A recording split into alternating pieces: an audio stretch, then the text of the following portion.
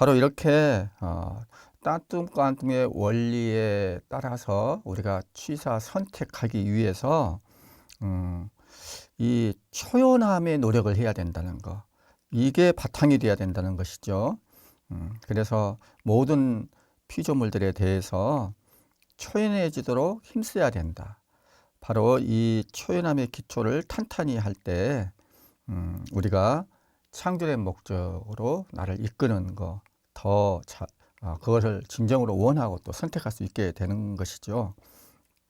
그런데 지난번에 강의하면서 이 창조된 목적으로 나를 이끄는 것, 이것은 하느님께서 우리를 창조하실 때 우리 안에 깊게 심어 놓으셨던 하나의 씨앗과 같은 욕망이다. 그래서 이 욕망, 내 안에 있는 이 본연의 욕망, 참된 욕망, 좋은 욕망을 우리가 선택하는 것, 바로 그 문제하고 연결되어 있다. 그래서 이 초연함이라고 하는 것, 초연함의 바탕에서 우리가 좋은 선택을 할 수 있게 하는 것은 바로 우리의 이 욕망과 관련되는 것이다. 예, 그런 말씀을 드렸죠. 그리고서 이 묵상을 좀 더 새롭게 잘 하기 위해서 성서구절 3개를 드렸습니다. 거기에 따라서 기도를 할 수 있도록 제가 드렸죠. 첫 번째는 아브라함의 원리와 기초라고 할 수 있는 창세기 22장의 말씀을 드렸고, 두 번째로는 요한복음을 통해서 예수님께서 우리에게 들려주시는 원리와 기초라고 이렇게 할 수 있는 요한복음 15장 말씀을 들려드렸고, 그 다음에 이제 마지막으로 바오로 사도의 원리와 기초라고 할 수 있는 필립비서 3, 4장의 말씀을 제가 기도 자료로 드렸습니다. 예, 제가 사실은 지금은 더 이렇게 그 화면이 여러분들 모습을 전혀 볼 수가 없어가지고 좀 답답한 것도 있습니다만은 이 화면을 통해서 여러분들의 모습을 본다고 하더라도 아쉬운 점이 하나 있었어요. 보통 우리가 이제 오프라인에서 이렇게 피정 강의를 할 때는 이 강의에 따라서 여러분들이 기도를 하고, 그리고 그 기도한 것을 가지고서 이제 그 피정 동반자와 이렇게 면담을 하게 되어 있죠. 면담을 하면서 동반자로서 어떻게 기도를 하고 있는지 좀 더 알게 되고 피드백을 받게 되는 것이죠. 사실 이 영신수련 강의라고 하는 것은 이 피정자에 맞게 강의가 이루어져야 되니까 그렇게 이 상호 소통, 피드백 이런 것들이 많이 중요하죠. 그래서 지금 이 줌 강의는 이제 그런 게 안 돼가지고 많이 알 수가 없으니까 여러분들이 저의 강의를 어떻게 듣고 계시고 또 어떤 점이 여러분들한테 좋고 어떤 점은 여러분들한테 조금 어려운지 제가 파악을 하기가 좀 어려웠죠. 근데 이제 하나님께서 이런 답답함을 아셨는지 그 우리 기도학교에 다니는 어떤 자매님을 저한테 피드백을 해줄 수 있도록 이렇게 보내주셨어요. 많이 도움이 됩니다. 저도 그분한테도 도움이 된다고 그러고, 또 그분이 이렇게 나눠주신 내용 중에 보면은 여러분들한테도 나눠드려도 참 좋겠다는 그런 내용이 많이 있어요. 다 나눠드릴 수 없지만은 일단 며칠 전에 피드백 한 것 중에서 그 자매님이 나눠준 거 지난번에 시편 139편 가지고서 기도한 거 여러분들이 좀 나눠드렸죠. 그걸 더 이제 반복 기도를 하면서 더 깊게 했더라고요. 뭐 그런 것도 있지만은 원리학 기초 전반부에 대해서 이렇게 기도한 거 좀 나눠드리고 싶어요. 원리학 기초에서 첫 번째로 사람이 창조된 목적에 대해서 사람이 창조된 목적이 하느님을 찬미하고 경배하고 섬기고 그렇게 함으로써 우리 영혼을 구하기 위한 것이다. 뭐 이런 내용을 잡았는데 그 중에서 어떻게 하면은 하느님을 찬미하고 경배하고 섬기는 것이 될까? 이런 것들을 좀 묵상을 했대요. 근데 어떻게 하면은 그렇게 찬미하고 경배하고 섬길 수 있는가? 이걸 묵상 요점으로 잡아서 묵상을 하는데 뜻하지 않게 어떤 임금의 이미지를 보게 됐다는 거예요. 임금님이 이렇게 뭐랄까 얇은 유리막 또는 비닐막 너머에 계셨는데 그 너머로 이제 가가지고 좀 더 가까이 그 임금님을 뵙고 어떤 분인지 좀 더 살필 수 있는 그런 기회가 됐는데 가까이 가서 뵈니까 정말로 너무나 좋으신 분이시다. 이런 느낌이 들어가지고 정말 절로 감탄하게 되고 그래서 찬미하고 경배하고 섬기고 싶은 마음이 막 우러나왔다고 그런 얘기를 들려드렸어요. 이것도 참 묵상하는데 많이 참고가 될 부분이라고 생각이 돼요.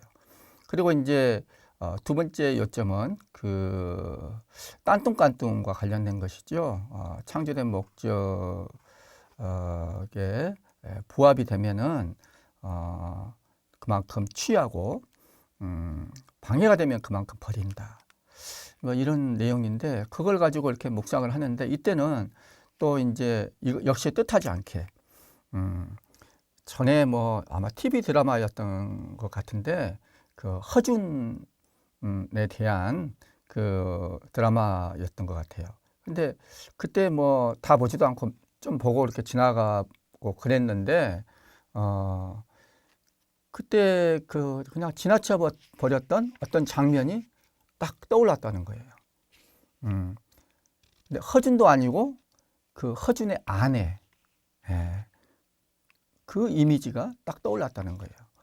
근데 이 허준의 아내는 어떤 분이셨냐면은 그 자매님이 이제 그 드라마를 본 걸 기억한 걸로 저한테 전해준 내용은 뭐였냐면은 지체 높은 양반 가문의 딸이었는데 이 허준이 너무 마음에 들어가지고 주위의 반대, 뭐 집안이랄지 주위에서 다 반대했겠죠. 그 반대도 무릅쓰고 그리고 자기가 그동안에 뭐 양반으로서 가졌던 모든 특권들을 다 내려놓고 오로지 이 허준과 결혼해서 허준을 따르기로 이렇게 했다는 거예요. 허준과 결혼해서 사는 이 삶이 녹록한 삶은 아니었겠죠. 이제는 양반으로서 이렇게 높임을 받는 것이 아니라 똑같이 서민들과 고락을 같이 하면서 그들과 함께 아픔과 서름 이런 것도 같이 겪고 많은 고생을 했는데도 불구하고 그 어떤 뭐라 그럴까 좀 그걸 기쁘게 잘 받아들였다는 거예요. 그래서 기쁘게 사는 모습, 행복한 모습 이런 것들을 봤다는 거. 저는 이 얘기를 듣고서 와, 참 아름다운 삶이다. 정말 고결한 인품, 고상한 인격 이런 것이 아닐까 그런 생각이 좀 들었어요. 그러면서 이제 여러분들 혹시 들어보셨는지 모르겠는데 김종삼 시인이 1982년에 쓴 시가 생각이 났어요. 누군가 나에게 물었다라고 하는 시입니다. 이 시는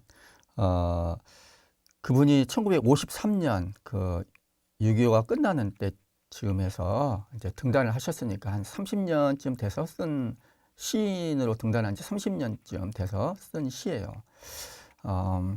바로 돌아가시기 바로 2년 전이네요. 그때 쓴 시인데 이때쯤 되면은 이제 시인으로서 많이 좀 뭐랄까 좀 이제 다 어떤 원숙한 경제에 이르렀다는 그런 평가를 받을 때였죠. 누군가 나에게 물었다. 이 시를 시가 뭐냐면은 시가 뭐냐고 이렇게 시작됩니다. 시가 뭐냐고. 누군가 나에게 물었다. 시가 뭐냐고. 나는 시인이 못되므로 잘 모른다고 대답하였다. 무교동과 종로와 명동과 남산과 서울역 앞을 걸었다. 저녁역 남대문 시장 안에서 빈대떡을 먹을 때 생각나고 있었다. 그런 사람들이 엄청난 고생되어도 순하고 명랑하고 마음 좋고 인정이 있으므로 슬기롭게 사는 사람들이, 그런 사람들이 이 세상에서 알파이고 고귀한 인류이고 영원한 광명이고 다름 아닌 시인이라고. 예, 그래서 그 원리와 기초를 묵상하면서 이 허준의 부인 생각이 났고, 저는 또 그 얘기를 들으면서 어떤 고결함, 고귀함, 고상함, 그런 단어가 생각이 났고, 그러다가 이 김종삼 시인의 이 시가 생각이 났어요. 이게 이제 원리와 기초에 따르는 삶이죠. 우리가 이렇게 이런 삶을 선택하고 살 수 있다면 얼마나 좋겠습니까? 그렇지만은 우리 삶의 현실은 그렇게 되지 못하죠. 원리와 기초 대로 살지를 못하고 자주 빗나갑니다.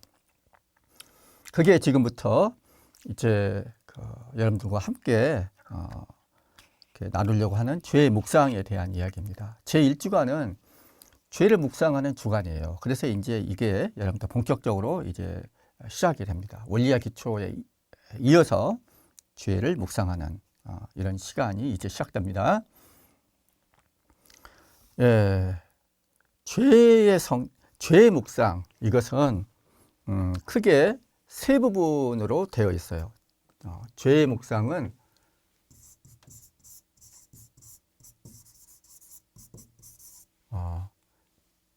첫 번째는 성찰이에요.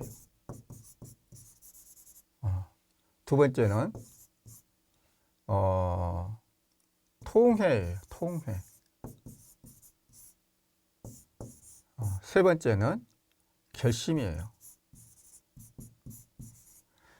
여러분들 죄의 묵상, 이 성찰과 죄에 대한 성찰과 통회와 결심을 딱 이야기하니까 뭐가 생각나세요?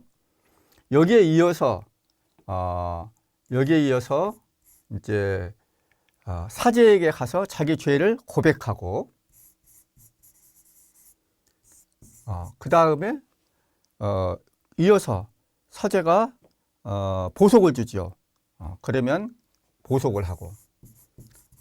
그래서 이 죄의 묵상 이 3단계가 있는데, 이 3단계에 이어서 4단계, 5단계까지 하면은 이게 이제 고해성사가 되는 것입니다. 예. 어쨌거나 고해성사의 전 단계라고 볼 수가 있지만 죄의 묵상 이 자체로 우리가 중요하다고 볼 수가 있어요. 자, 그러면 이제 죄의 묵상에 대해서 좀 여러분들한테 먼저 말씀드리고 싶은 것은 우선 저는 우리 그리스도교에서 가장 기본되는 양대 진리가 있다고 생각을 해요. 그것이 무엇이냐? 첫째는 원리와 기초와 좀 관련된 것이라고 볼 수가 있는데, 나는 얼마나 하나님의 사랑을 받았는가를 아는 거예요. 나는 얼마나 하나님의 사랑을 받았는가를 아는 거예요. 이게 지금까지 여러분들이 원리와 기초에서 해야 할 중요한 것들이었어요. 제가 그래서 그것을 뭐 원체험, 절정체험 이런 이야기를 했죠. 바로 여기서 영신수련의 원리와 기초가 나오는 거라고 볼 수가 있어요. 자, 이게 중요한 근본 진리고, 또 하나 이것과 뗄래야 뗄 수 없는 관계에 있는 또 하나의 근본 진리가 되는 거, 이게 양축을 형성하고 있다고 볼 수 있죠. 또 하나는 뭐냐? 이것은 나는 그 사랑에 얼마나 응답하지 못하는 죄인인가를 아는 거예요. 그래서 이것이 바로 지금부터 하려고 하는 죄의 묵상하고 관련되는 것이죠. 그래서 어떻게 보면 이 두 가지가 일주간의 양대 축임과 동시에 그리스도교 진리의 양대 축이라고 볼 수가 있어요. 이 두 축은 나는 얼마나 하나님의 사랑을 받았는가를 아는 것과, 그런데 나는 그 사랑을 얼마나 그 사랑에 응답하지 못하는 죄인인가를 아는 것. 이 두 가지는 어떻게 보면은 이 두 다리와 같다고 볼 수가 있어요. 두 다리. 그래서 두 다리, 이 얼마나 내가 하나님의 사랑을 아는가, 이것을 이렇게 나아가, 이 원리의 기초가 잘 돼야지 잘 되면 될수록 이렇게 그것이 앞으로 나아갈수록 그 다음에 또 하나의 다리, 나는 얼마나 죄인인가를 아는 것. 이 두 가지가 같이 연동이 된다는 것이죠. 그래서 그것을 보여주는 그 좋은 예가 성인들의 특징이라고 할 수가 있어요. 제가 옛날에 이제 신앙이 없을 때 대학교에서 철학 수업, 교양 과목으로 철학을 들었는데, 그때 철학 교수가 뭐 신정인 것 같지는 않은데 이제 이런 이야기를 했어요. 그때 제가 신앙이 없을 때였는데 뭐라고 이야기하냐면은 그 가톨릭의 성인들의 특징이 무엇인가. 그러면서 이 성인들의 특징은 참 묘하게 성인들은 이상하게 자신을 죄인으로 여긴다는 거예요. 성인일수록 자신을 죄인으로 인식하는 능력이 그만큼 진보되어 있다. 그게 참 매치가 잘 안 될 수 있죠. 그러나 이거는 사실입니다.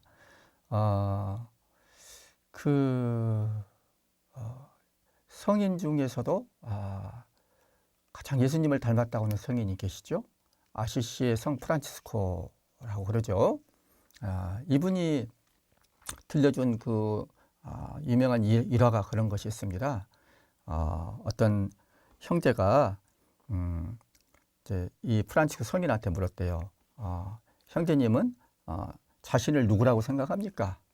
나는 누구인가? 이 중요한 질문을 한 거예요.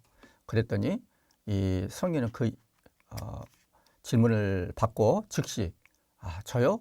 저는 이 세상에서 가장 죄인이지요. 이렇게 대답을 했대요.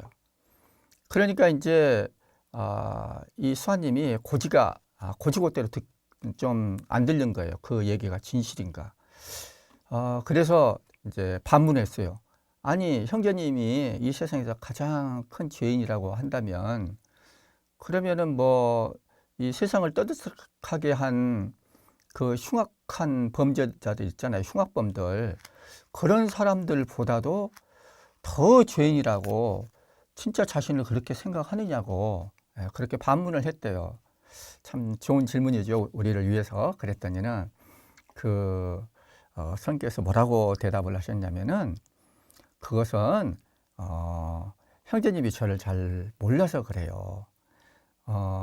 내가 하느님한테 얼마나 많은 사랑을 받았는지, 이 세상에 그런 흉악한 범죄라고 하더라도 내가 받은 사랑을 받았다면 나보다도 훨씬 더 잘 살았을 거라고 이런 얘기를 하는 거예요. 그래서 이 프란치스코 성인은 그걸 아는 것이지요.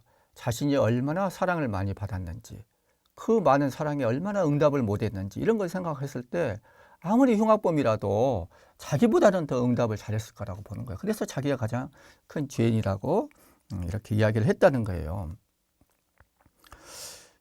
그래서 사실 이렇게 내가 얼마나 사랑받은 하느님의 사랑을 받았는지 알면 알수록 그만큼 내가 죄인임을 알게 된다는 거 이해가 되시죠? 또 사실 반대도 돼요. 내가 얼마나 죄인인지를 알면은 얼마나 하느님의 사랑을 많이 받고 있나, 이것도 그만큼 잘 알 수가 있는 것이죠. 이 죄의 묵상, 이것은 다시 말해서 그만큼 성인이 되는 것, 꼭 성인이라고 하지 않더라도 아까 말씀드린 아름다운 사람, 좋은 사람이 되기 위해서 무슨 뭐 고결한 인격까지는 말하지 않다고 하더라도 좀 정말로 거기에 가까이 근접하는 좋은 사람이 되기 위해서 죄의 묵상은 그만큼 우리에게 큰 도움이 된다. 이런 말씀을 드리고 싶었던 거예요. 사실 죄 묵상하는 이유 중에 하나가 바로 이렇게 내가 더 좋은 삶을 사는 더 좋은 사람이 되는 그런 것이죠. 아까 말씀드린 허균의 아내랄지 또 김종삼 시인이 말하는 그런 시인과 같은 그런 사람이 되기 위해서, 그런 삶을 살기 위해서 죄의 묵상을 하면은 그만큼 좋습니다. 전에 제가 이제 들었던 얘기 중에 인상적인 것 중 하나가 박목월 시인한테 어떤 사람이 질문했대요. 시인님, 좋은 시를 쓰려면은 어떻게 해야 되나? 좋은 시를 쓰는 비결이 뭐죠? 이렇게 질문했대요. 그랬더니 박목월 시인은 자기는 이렇게 시를 쓴대요. 시를 써놓고 완전히 제3자가 되어가지고 거의 난도질 하다시피 자기 시에 대해서 이렇게 수정을 가한다는 거예요. 좋은 시, 좋은 작품을 만들어내려면은 그 작품을 있는 그대로 봐야 되죠. 특히 그 시 작품에 있어서 이거 내 거라고 해가지고 문제가 있는데도 불구하고 이렇게 좋게만 봐가지고는 그 시가 좋은 시가 될 수가 없는 것이죠. 시 작품도 그러려니와 나라고 하는 나의 인격은 얼마나 더 그러겠습니까? 그래서 나를 있는 그대로 보고 특히 나의 어떤 부족한 점, 문제점, 단점들 이것들을 잘 보고 그런 것들을 고쳐나갈 수 있을 때 나라는 인격은 그만큼 더 아름다운 인격, 더 좋은 인격, 더 고결하고 고상한 인격으로 되어갈 수가 있겠죠. 바로 이런 것들이 이제 우리 그리스도교 전통이기도 해요. 그리스도교 문화는 한마디로 말해서 고백의 문화라고 제가 옛날에 그 종교학 배우면서 이런 얘기를 들었어요. 고백의 문화.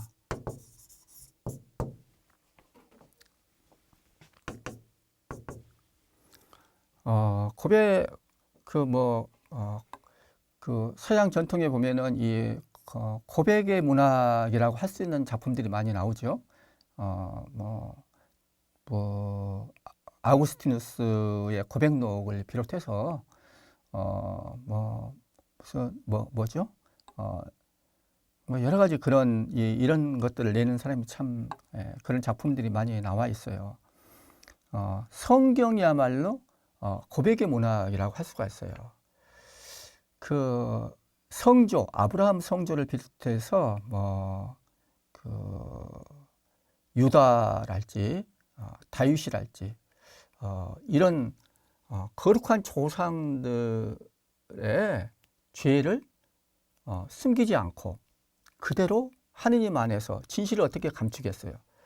그대로 고백하는 그런 작품이 바로 성경책이라고 할 수가 있어요. 이게 성경이 다른 종교 경전과 구별되는 중요한 특징이기도 해요. 그래서 예를 들어서 우리가 유교 경전이랄지 불교 경전을 보면은 이렇게 자신들의 중요한 예를 들어서 공자나 맹자나 유교 경전이라고 하면은 순자나 이런 사람들 또는 불교 경전이라고 한다면은 석가모니 시달타 석가모니를 비롯해서 그 제자들 예를 들어서 중국의 선교의 중요한 그 달마대사를 비롯해서 이런 그 종사들 중요한 그런 그 전통의 대표자들에 대해서 그 죄를 이렇게 있는 그대로 드러내는 그런 작품이 있습니까? 그래서 이 다른 종교들은 무슨 성경이 이런 이런 아주 그 어두운 부분들, 부끄러운 부분들을 이렇게 드러냈습니까? 이거 민망하다고 이렇게 말하는 사람도 있어요. 그렇지만은 이게 굉장히 중요한 특징인 거예요. 성경에 있어서 하느님 앞에서는 우리가 감출 수 있는 진실한 것은 없는 것이고 또 사실 이런 진실을 대면했을 때 우리는 더 나아갈 수가 있는 것이죠. 예. 그래서 여러분들이 좀 이렇게 나를 있는 그대로 대면할 수 있는 이거를 이번에 그 한강이라는 작가가 노벨상 받을 때 나온 유명한 말이 있죠. 그 대면한다. 그 역사적 트라우마를 대면한다. 컨프론트한다.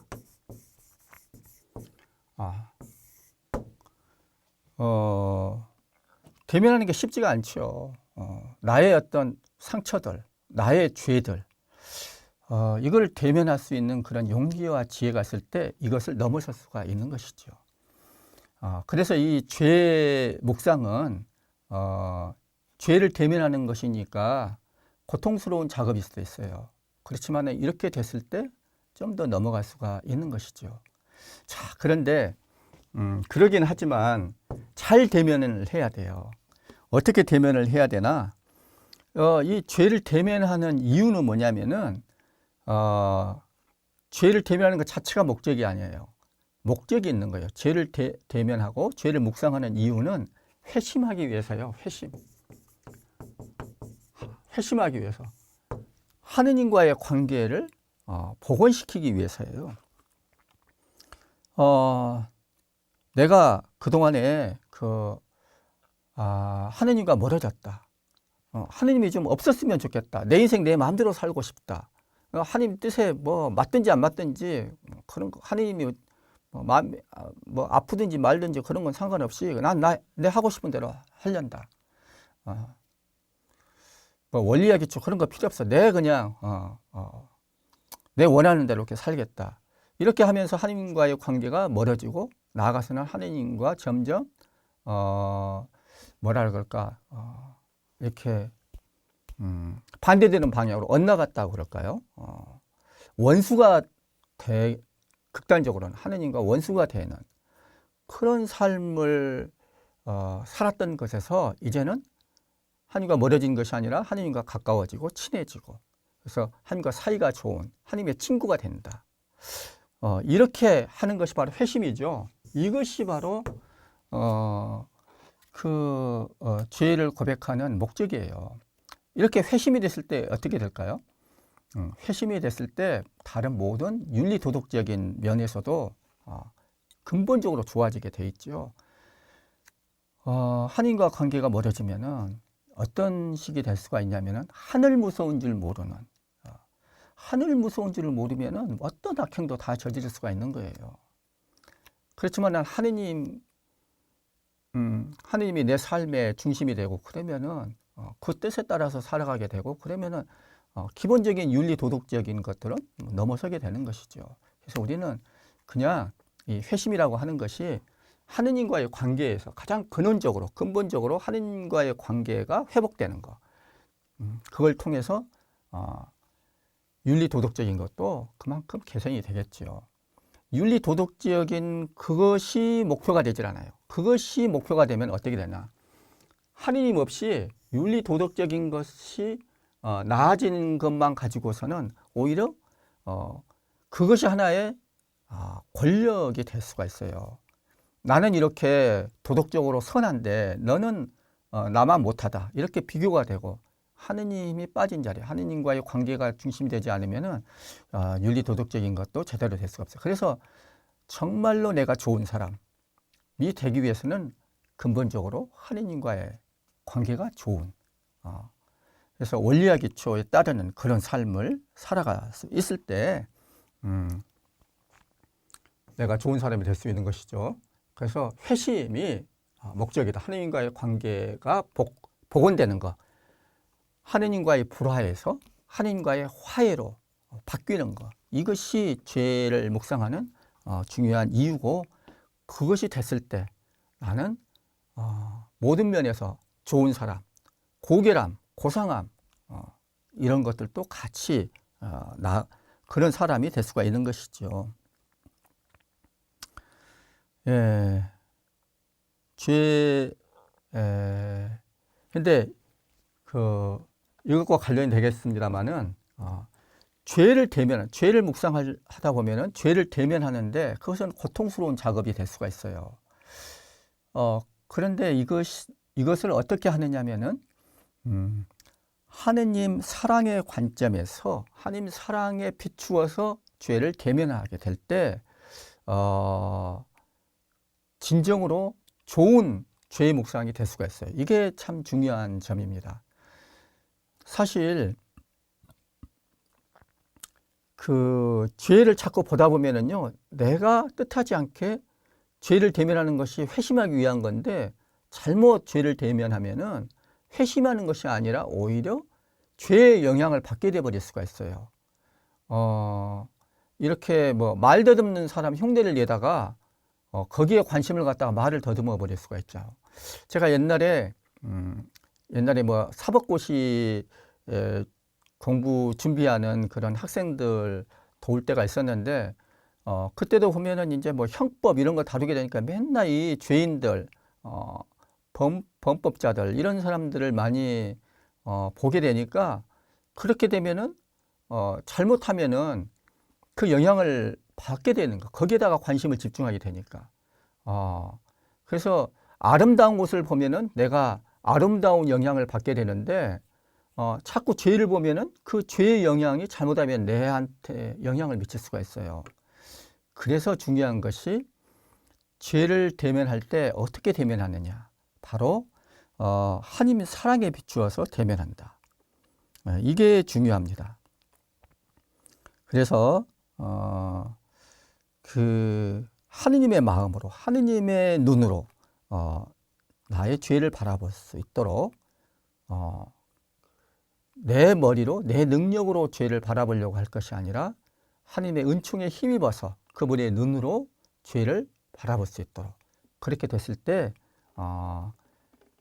죄의 목적인 회심으로 나아갈 수가 있죠. 예, 죄를 이렇게 하나님의 눈, 사랑의 마음으로 모든 것 안에서 나의 모든 것 안에서 하나님께서 어떻게 현존하시는지 이렇게 이제 바라보는 것이 기본이에요. 그래서 이제 아까 제가 그 죄의 묵상은 성찰,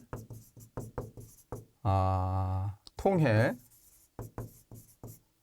그 다음에 결심, 이 3단계로 되어 있다고 그랬는데 이것에 이어서 사제에게 가서 고백을 하고 보속을 하게 되면은 이게 이제 여기까지 가면은 고해성사 5단계가 되죠. 그러나 이렇게 고해성사 5단계도 되지만은 이거 이전에 성찰하기 이전에 이 성찰 통의 결심을 이라고 하는 것이 내 능력으로 내 노력으로 이렇게 하게 되면은 잘못될 수가 있는 거예요. 하나님 사랑에 힘입어서 그분의 은총에 힘입어서 이렇게 성찰하고 통회하고 결심하는 것이 중요하거든요. 그래서 이런 것들을 잘 할 수 있도록 성령께 도움을 청하는 거예요. 성찰, 우선 성찰부터 잘 할 수 있도록 이렇게 성령께 도움을 청하는 거예요. 성령께 도움을 청하는 거예요. 이게 이제 하나의 청원이죠. 이걸 해야 되고, 그러나 이거 이전에 그 하나님의 사랑에 비추어서 하기 때문에 감사부터 하는 거예요. 그래서 먼저 감사하고 그 다음에 두 번째 성령께 청원하고 그 다음에 성찰, 통해, 결심 이렇게 5단계가 되면은 이게 양심, 성찰 5단계가 되는 거예요.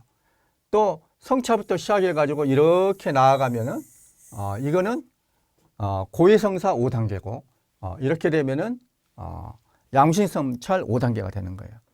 제가 이제 양심, 성찰이나 고해성사는 나중에 시간 있을 때 말씀드리겠습니다만은 어쨌거나 이 죄 묵상 이 세 가지는 양심, 성찰과 고해성사를 하는데 중심이 되는 그런 것이죠. 이런 것들을 조금 말씀드리고 싶어요. 그래서 양심 성찰 할 때도 그랬습니다만은 죄 묵상할 때도 단순히 그냥 인간적인 눈으로 보는 것이 아니라 내 노력으로 하는 것이 아니라 중요한 것은 성령의 눈, 하느님의 눈으로 바라보는 것이고,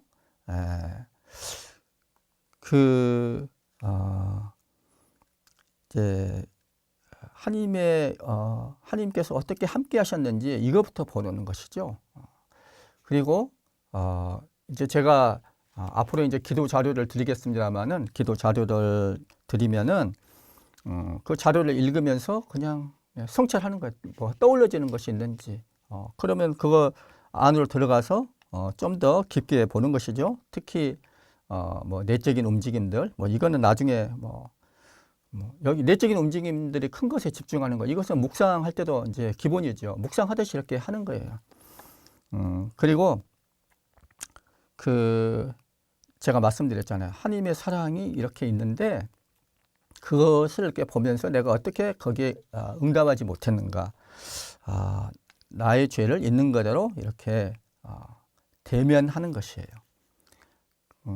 대면할 때 그분의 눈으로 이렇게 보고 그분의 마음이 어땠을까, 이런 것들도 이렇게 보게 되는 것이죠. 특히 우리는 죄를 좀 더 깊게 들여다볼 필요가 있어요. 근원부터서 죄의 뿌리를 보는 것이 중요합니다. 그리고 이렇게 성찰한 다음에는 아까 말씀드린 것처럼 통회를 하고 결심을 하는 것이 더 중요해요. 어떻게 보면은 이 성찰은 통회로 이어져야 할 뿐만 아니라 통회를 더 잘하기 위해서 성찰을 한다고까지 이야기할 수가 있어요. 그리고 이 통회는 결심으로 이어질 뿐만 아니라 결심을 더 잘하기 위한 통회가 돼야 돼요. 그래서 성찰, 통회, 결심 이렇게 해가지고 이제 회심이 되는 것이죠. 내 삶이 회심으로 나아갈 수 있게 되는 것이에요. 그래서 이렇게 회심 이전에 이제 하나님의 눈으로 성령께 청해야 되죠. 그렇게 성찰을 하는 것이고. 그래서 죄 묵상할 때 초점이, 다시 한번 말씀드리지만은 성찰할 때부터서 초점이 나 또는 내가 지은 죄에 초점이 가는 것이 아니라 하느님 또는 하나님께서 나에게 베풀어 주시는 사랑, 자비, 하나님의 사랑, 자비에 초점이 가는 거예요. 성찰을 할 때부터서 그렇게 됩니다. 그 말씀을 꼭 유념을 해 주셔요. 유념을 해야 될 또 하나는 뭐냐면은 다시 말씀드리지만은 내 힘으로만 하려고 하지 말고 하나님의 은총으로 한다는 것. 그래야지 이 고통스러운 대면 작업이 좀 더 쉬워질 수가 있고, 그러면서 결과는 더 좋을 수가 있는 것이죠. 그래서 내 힘으로 내가 지은 죄를 하나도 빠짐없이 다 봐야 되겠다.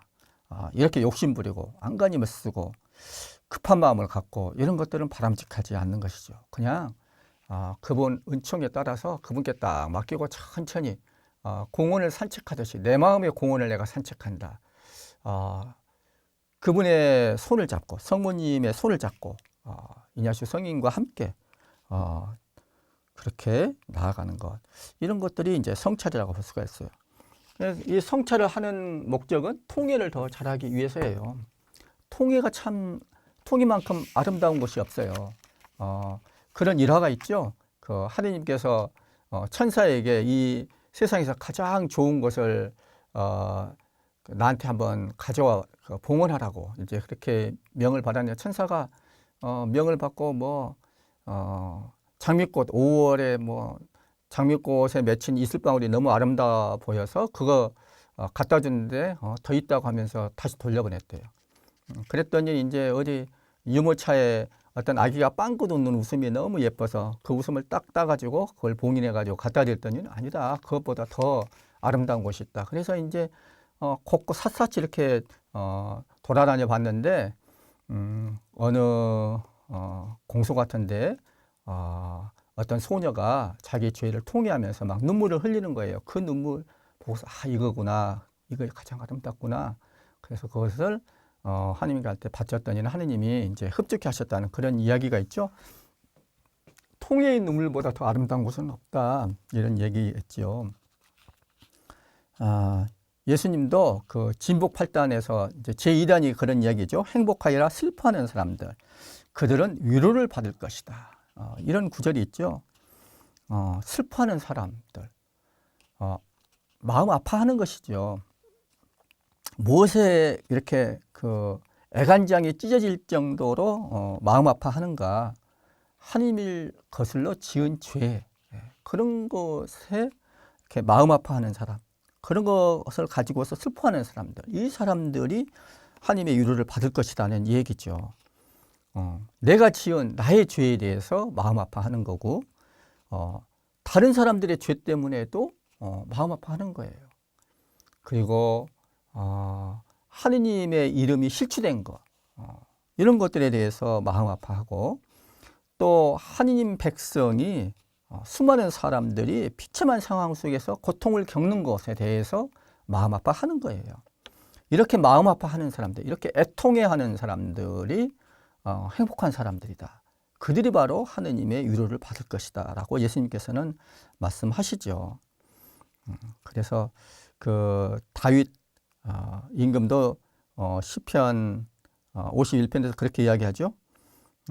하느님 나의 제사는 통회의 정신, 하느님은 부서지고 낮추인 마음을 낮추하니 보시나이다.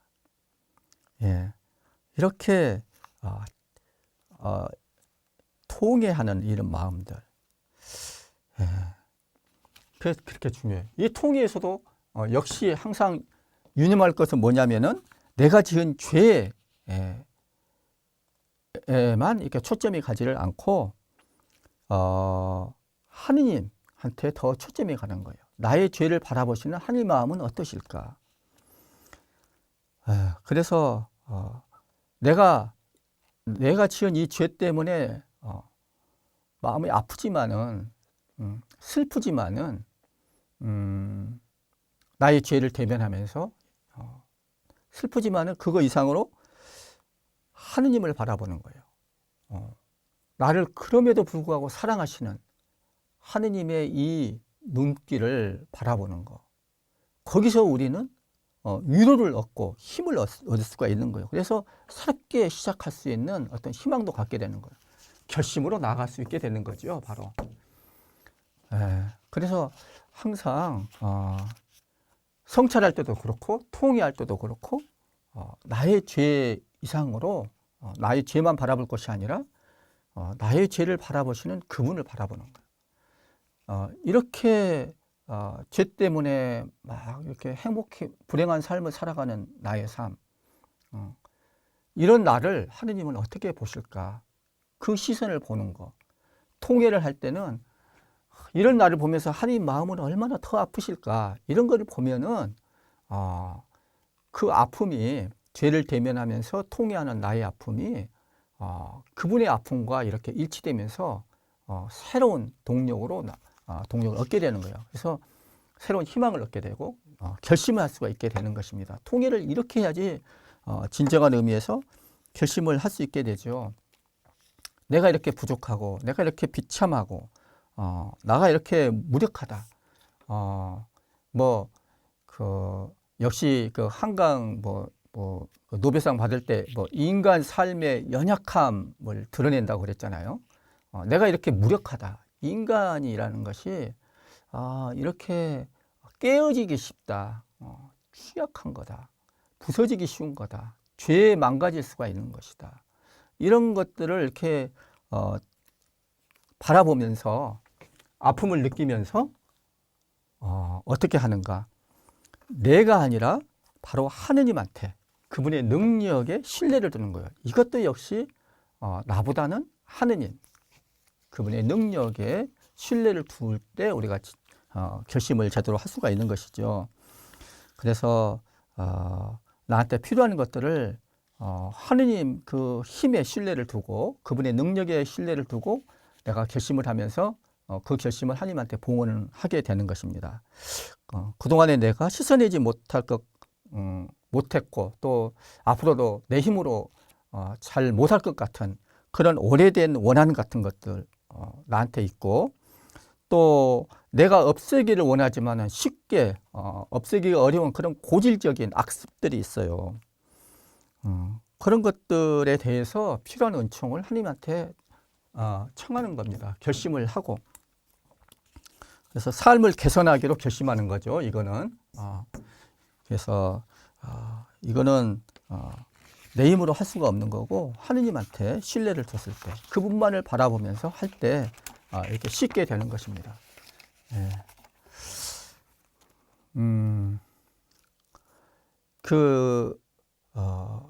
역시 진복발단의 제6단이 되겠죠. 거기 보면은 행복하여라 마음이 깨끗한 사람들, 그들은 하느님을 볼 것이다. 예, 예수님께서 이렇게 말씀하셨어요. 그래서 이렇게 깨끗한 마음을 갖기로 결심하는 거예요. 고결한 삶을 살겠다. 고결한 인격으로 내가 나아가겠다. 이런 것은 우리의 누구나가 다 갖고 있는 바람이고, 이거를 결심하는 거예요. 그것들을 예수님께서는 마음이 깨끗한 사람들이라고 그랬어요. 마음이 깨끗한 사람들, 다 우리가 바라는, 우리가 진정으로 살고 싶은 것이 바로 그런 삶이에요. 하나님께서도 그 삶을 원하시는 것이죠. 마음이 깨끗한 사람들. 저는 우리 식으로 번역하면 이게 고결함이에요. 마음이 깨끗한 거예요. 고결한 삶을 우리는 누구나 다 바라요. 그렇게 하려면 어떻게 해야 되는가? 역시 이렇게 살고자 이런 삶이 되기 위해서 내 삶을 개선해야 되겠죠. 부족한 점을 바라보고 통해왔으니까 이거를 이렇게 바꿔나가기 위해서는 역시 이것도 내 힘으로 하려고 할 것이 아니라 그분을 바라보는 거예요. 하느님을 바라보는 거예요. 그래서 역시 프란치스코 성인은 이렇게 이야기를 했대요. 어떤 수사님한테, 수사님, 마음의 순수함, 마음의 깨끗함에 너무 집착하지 마세요. 오히려 눈을 돌려서 예수님을 보세요. 그분을 찬미하세요. 마음이 순수한 것은 바로 그런 거예요. 예수님을 바라보기 시작하고, 예수님을 계속 바라보고 더 이상 나 자신을 보지 말라는 거예요. 프란치스코 성인이 그렇게 합니다. 예수님 바라보기 시작했다면 더 이상 그대 자신을 보지 마세요.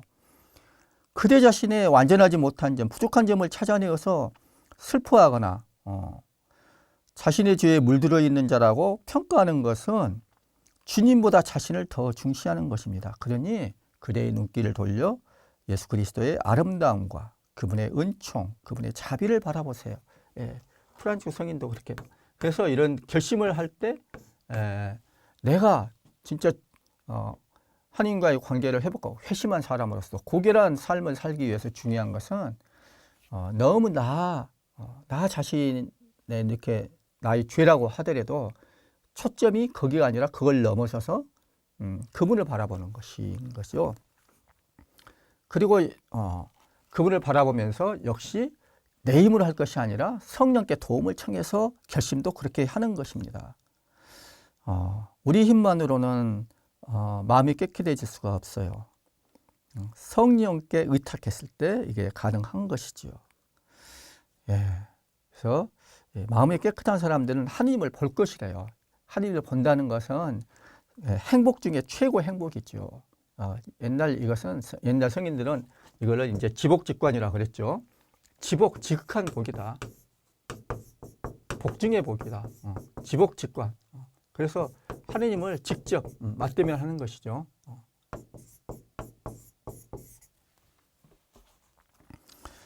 예, 그래서 우리가 죄를 지었을 때 여기서 벗어나지 못하면은 하나님과 관계가 멀어져 가지고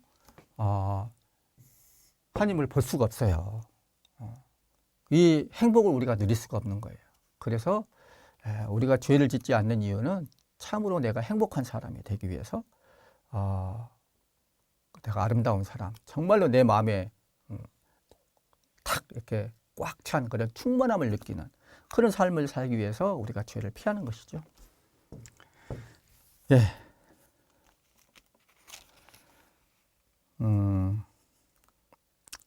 자, 지금까지 이제 죄 묵상에 대해서 알아봤습니다. 특히 성찰하는 것,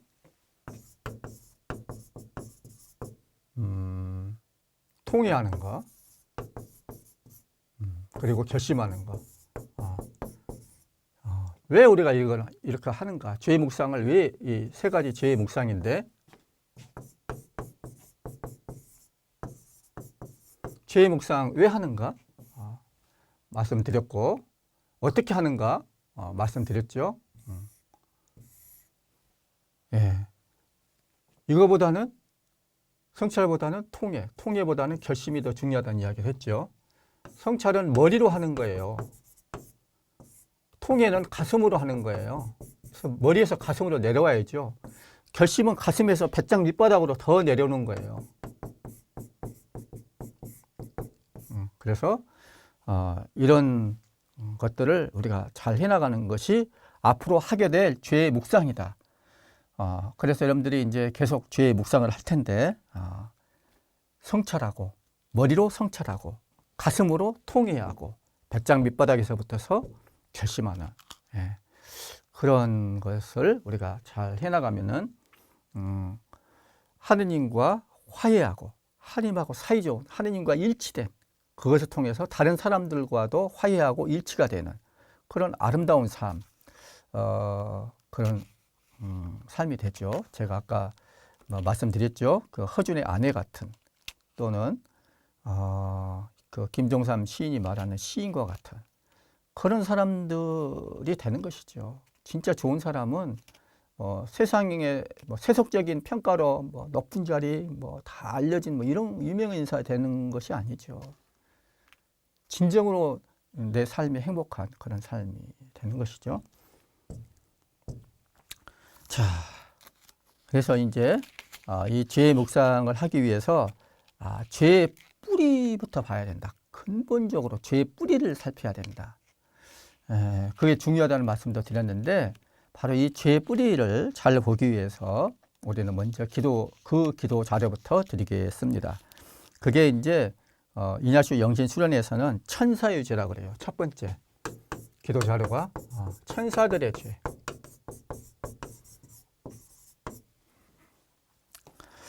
이게 영신 수련에 이제 보면은 50번하고 관련이 되고, 기도 자료가 영신 수련 갖고 계신 분은 50번, 죄 묵상 1요점, 요점 하나예요. 근데 우리는 이 제1 요점 하나를 가지고 그걸 가지고 다시 1시간짜리 요점은 셋으로 그걸 가지고 원래 영신 수련 첫 번째 그 죄 묵상 자료는 세 가지 요점이, 하나는 천사들의 죄고, 두 번째는 원죄의 죄고, 세 번째는 개별적인 죄고 이러는 건데, 우리는 좀 더 이 1요점으로 되어 있는 것을 가지고서 요점을 3개 만들어 가지고 이것에 대해서 1시간을 가지고서 묵상을 하기로 하는 것입니다. 아시겠죠? 그래서 그 영신수련 50번 이게 제 1요점으로 나온 내용을 참고를 하면 좋겠어요. 그리고 창세기, 제노시스 창세기 2장 16, 17절, 3장 1절에서 5절까지 이거를 참고했으면 좋겠어요. 네.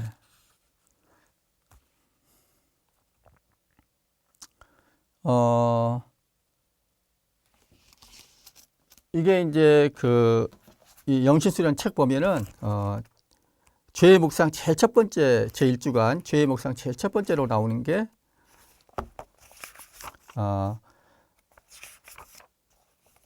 45번 이렇게 되어 있어요. 첫째 수련은 3가지 정신 능력으로 첫 번째, 두 번째, 세 번째 죄를 묵상하는 것이다. 이는 준비기도와 2개의 길잡이, 3개의 요점 및 하나의 담화로 되어 있다. 그러면서 이게 이제 45번에서 이렇게 이야기를 하고 46번에서 준비기도에 대해서 이야기해요. 준비기도는 제가 묵상 방법에 대해서 지난번에 말씀하신 거 여기 그대로 나와 있어요. 그대로 준비기도를 따라서 하면 됩니다. 나의 모든 의향과 내적 외적 행위가 순전히 하느님께 대한 봉사와 찬미를 지향하도록 우리 주 하느님께 은총을 구하는 것이다. 이미 말씀드렸죠, 이거. 자, 그 다음에 이제 47번에서 첫째 길잡이는 장소를 구성하는 것이다. 예, 우리 주 그리스도처럼 눈으로 볼 수 있는 대상을, 이것도 이제 지난번에 묵상 방법 제가 말씀드릴 때 다 소개를 해드린 거예요. 그래서 여기서 묵상하는 죄처럼 대상이 눈에 보이지 않는 추상적인 경우에 하는 이 장소 구성은 어떻게 하나? 이냐시오 성경은 이렇게 말씀을 해주셨어요. 썩어 없어질 이 육체에 갇혀있는 내 영혼을 상상의 눈으로 보면서 곰곰이 생각하고 들짐승들이 거니는 이 눈물의 골짜기에 유배된 듯한 나의 모든 존재를 생각하는 것이다. 나의 모든 존재란 영혼과 육신 모두를 말한다. 예, 이거를 장소 구성은 이렇게 하면 좋겠다. 이냐시오 성경은 이렇게 안내하고 있어요. 참고를 하시면 되겠어요.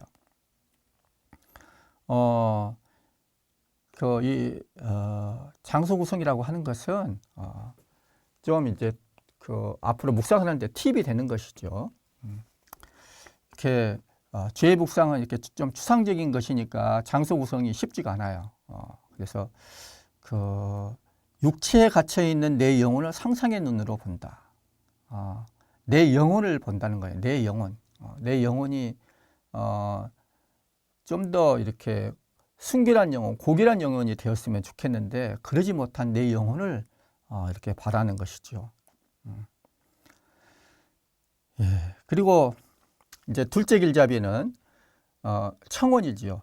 이 기도를 할 때 이 기도의 목적이 뭔지를 알고 제가 말씀드렸죠. 그것을 성령께 청한다는 거죠. 내가 원하고 바라는 거. 사실 근데 이것을 내가 원하고 바라지 않을 수가 있어요. 사실은 내가 원하고 바라야 되는 그런 것이죠. 그것을 우리 주 하나님께 청하는 것이다. 청하는 내용은 그때그때 관상 주제에 따라야 할 것이다. 그래서 지금 여기서는 나 자신에 대한 부끄러움과 당황하는 마음을 청한다 그랬어요. 청원. 천사들의 죄 할 때 청원이 중요해요. 청원에서 하나님께 어떻게 청하는가, 내가 원하는 것을 청하는 건데 어떻게 하나? 나 자신에 대해서 부끄러움과 당황스러움을 청한다. 부끄러움과 당황하는 마음을 청한다. 이와 함께 얼마나 많은 사람이 단 하나의 대죄 때문에 단죄를 받았는지, 그리고 나는 나의 그 많은 죄 때문에 몇 번이나 영원히 단죄를 받아야 마땅한지를 생각한다. 예, 이렇게 참고를 하시면 좋겠어요. 중요한 것은 부끄러움과 당황함을 청한다. 예. 그래서 아까 이제 이 첩제 수련을 할 때 세 가지 능력으로 한다. 그것이 뭐냐? 여기 50번 이제 제가 이 50번 요점에서 기억력과 이해력 또는 지성. 첫째는 기억력, 두 번째는 이해력 또는 지성, 세 번째는 의지력, 이렇게 이야기를 했어요. 지난번에 제가 집에서 묵상을 할 때 여러분들한테 말씀드렸을 거예요. 하나님께서 우리한테 세상을 다스릴 수 있도록 이렇게 위임하면서 그런 권한을 주면서 어떤 능력을 줬어요. 우리한테 내면의 능력을 주셨는데 감성, 지성, 영성, 죄송합니다. 감성, 기억날지 모르지만 지성, 이성, 다스릴 이자, 이성, 그 다음에 영성, 이런 것들을 주셨다는 거, 우리 내면의 능력. 그래서 여기 하나하나에 대해서도 이제 묵상할 수 있다고 그랬죠. 예, 그런데 지금 우리가 묵상할 때도 세 가지 능력으로 한다 이렇게 이야기를 했어요. 그래서 세 가지 능력은 기억력, 그 다음에 지성, 이것은 이해력하고 같은 말이에요.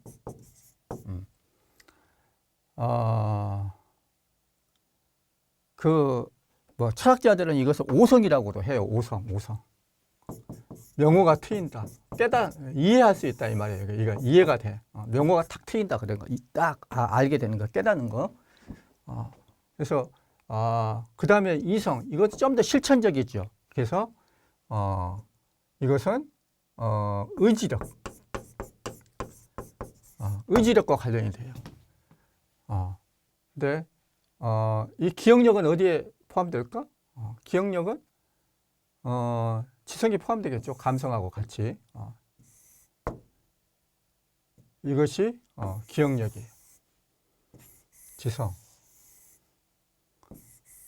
의지력. 이 세 가지를 가지고서 묵상을 한다. 이 50번에서 이냐시오 성인은 그렇게 이야기를 하고 있어요. 자, 그러면 50번을 이렇게 혹시 여러분들 영신수련 책이 없으면 어떡하죠? 책 있으면 좋겠어요. 구할 수 있으면 여기 50번에 나온 것을 이럴 때 참고를 하셔야 돼요. 기억력을 써서 천사가 지은 첫 번째 죄를 떠올린다. 이런 이야기를 하고 있어요. 첫 번째, 묵상을 할 때 천사의 죄를, 이게 이제 우리가 죄의 뿌리를 보는 것이잖아요. 그래서 이제 이야기를 하는데, 천사들의 죄를 기억력을 써서 천사들의 죄를 떠올린대요. 이것은 뭐냐면은 우리가 전승으로 전해받은 어떤 가르침이 있어요. 그리스도교 가르침이 있어요. 천사들의 죄도 그런 거. 성경에는 나와 있지 않지만은 일종의 성전으로 전해진 내용이에요. 그래서 이 천사들의 죄와 관련된 거, 그런 것을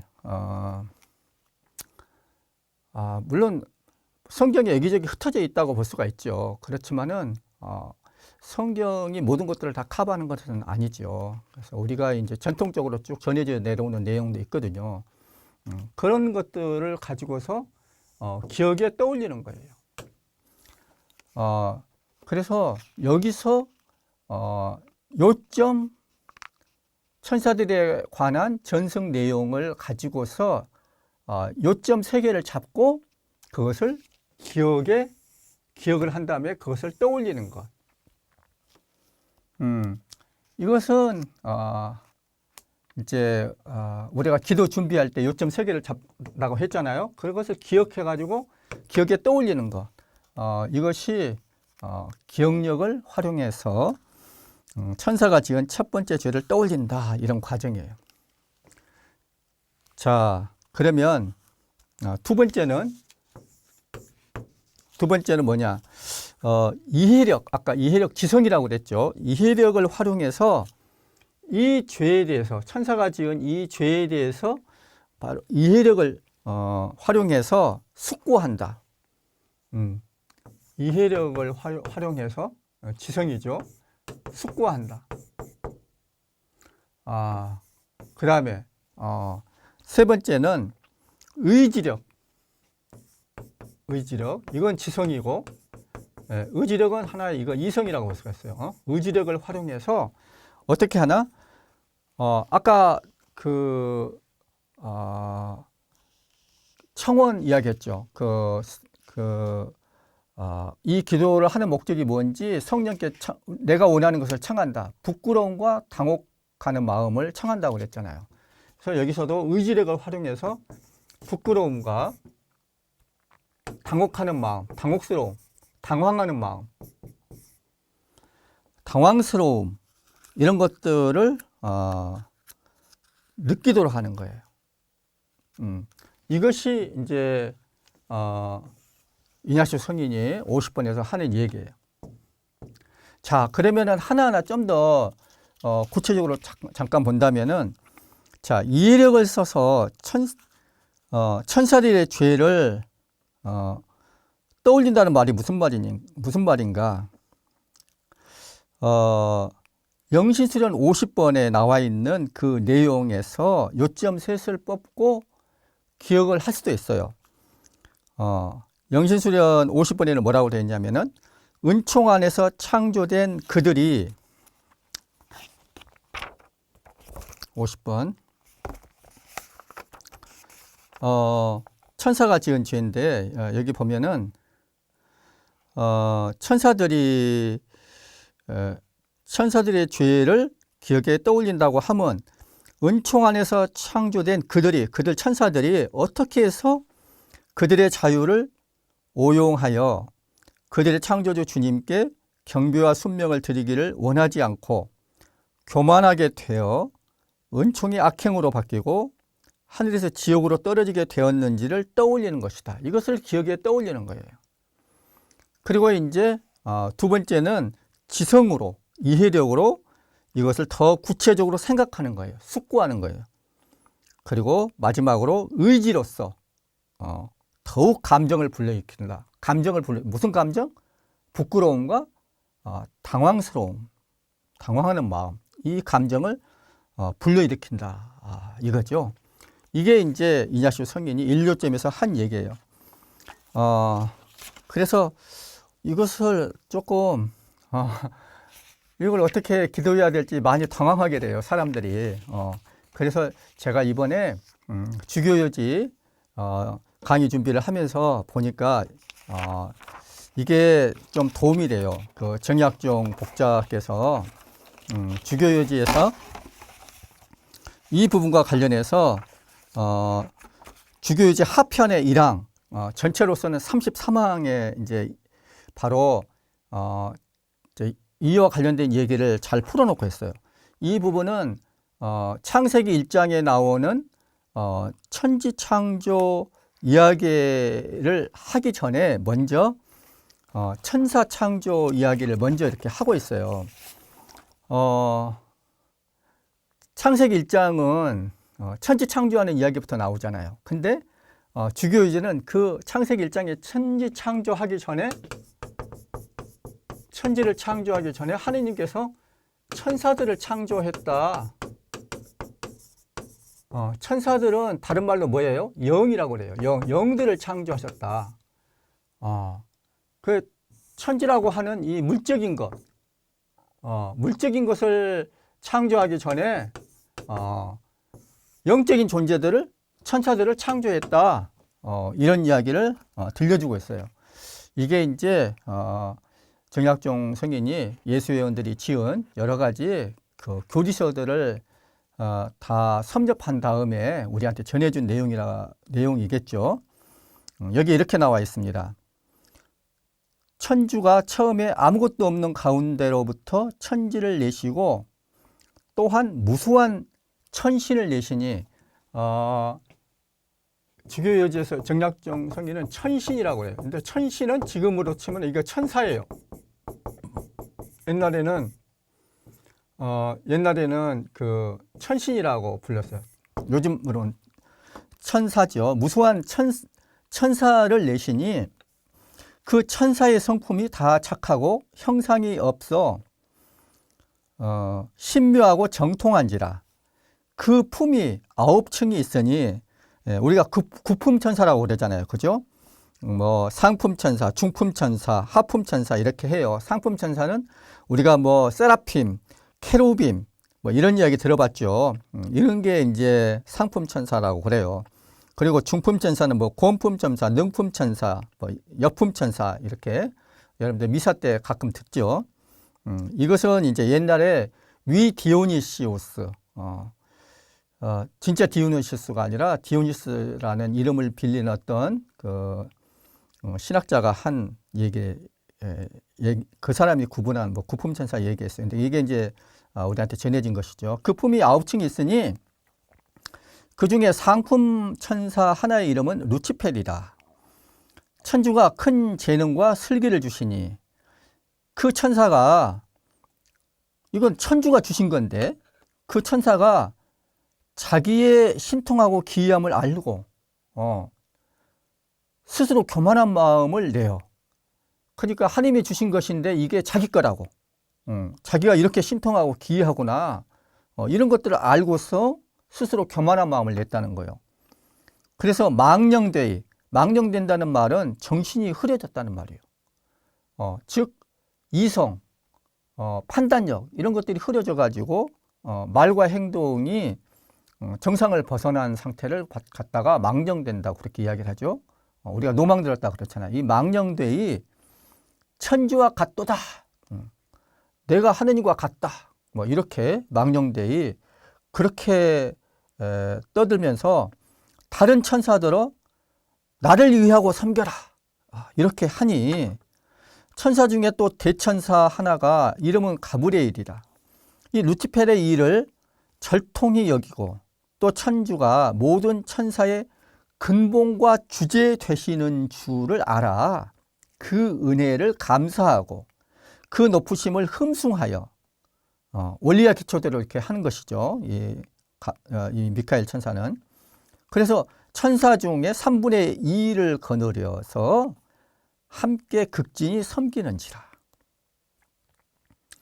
예, 천주가 그 충신되는 천사들을 천당에 두시어 무궁한 복락을 길이 누리게 하시고 그 역적되는 천사들은 지옥에 내려 마귀가 되어 무진한 끝없는 벌을 길이 받게 하시니라.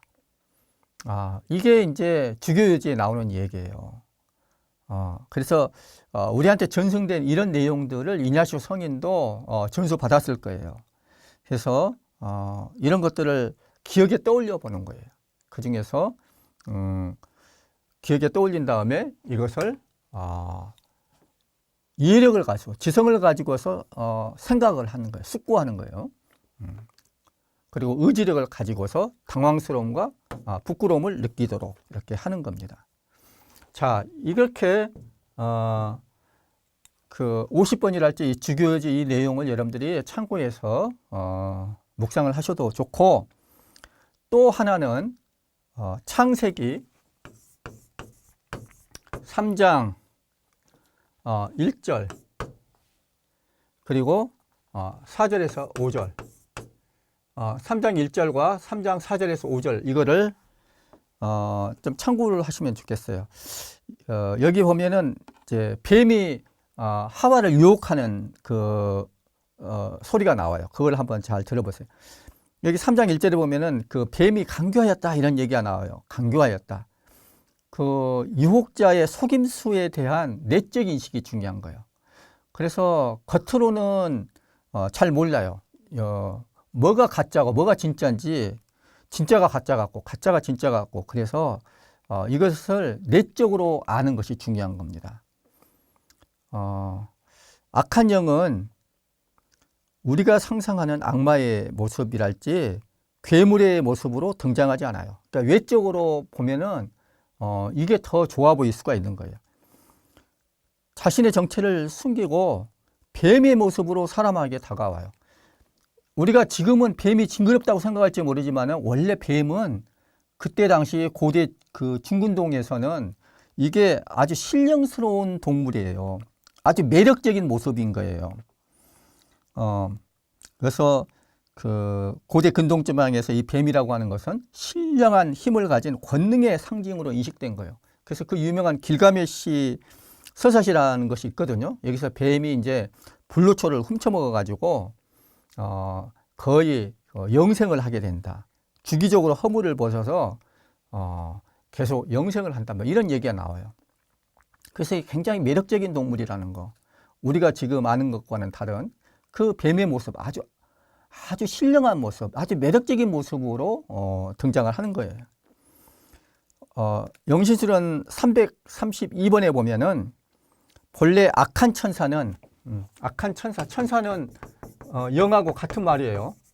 악한 영, 악한 천사는 빛의 천사의 모습을 취하여 그 영혼이 자신의 은밀한 속임수들과 사악한 의도에 빠져들게 하는 것이다. 뱀이 바로 그런 것이죠. 우리가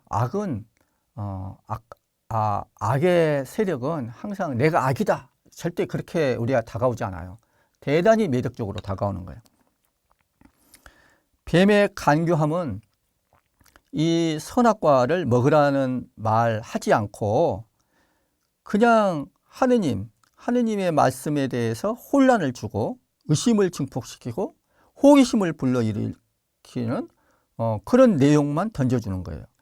그래서 영신술은 315번에 보면은 악한 영은 거짓된 이유로 마음을 혼란스럽게 한다.